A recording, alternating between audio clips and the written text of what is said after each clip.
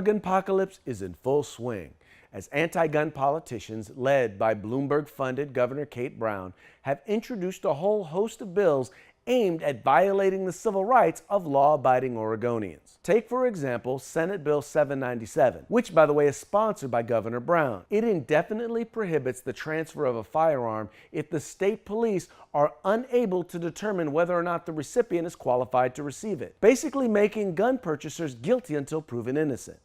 It actually allows the state to deny a firearms purchase if the state itself is simply too incompetent to manage their own records. And it delays it forever. Oh, and then there's House Bill 2523, which promotes the theft of lawfully possessed firearms. That's right, it authorizes gun dealers to accept for safekeeping a firearm that is surrendered by a family or household member of a person who they believe is at risk for causing physical injury to himself or to others with that firearm. It encourages any current or former roommate, in-law, blood relative, or sexual partner you've ever had to take your gun without your knowledge, drop it off at a gun store, which, by the way, is under no obligation to tell you that it's there. So what does that mean? That means say bye-bye to your private property rights.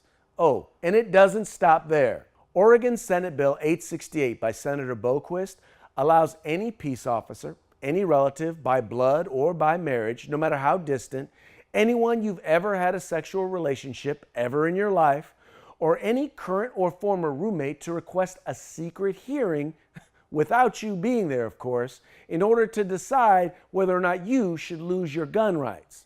The court is instructed to consider a whole host of elements, including hearsay evidence, in order to determine if you are a danger.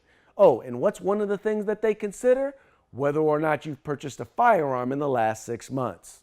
Look, whether it's private property rights or due process rights, you name it. No civil rights are sacred to these folks when it comes to taking away your right to keep and bear arms. That's why we need you to join us in the fight for our civil rights. Go to firearmspolicy.org. That's firearmspolicy.org.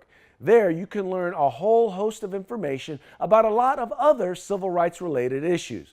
You can also take action and let your representatives hear your voice on these very important measures. Please take the time to share this video and join us in the fight. This is a fight for our civil rights. We've got to use them or we're going to lose them.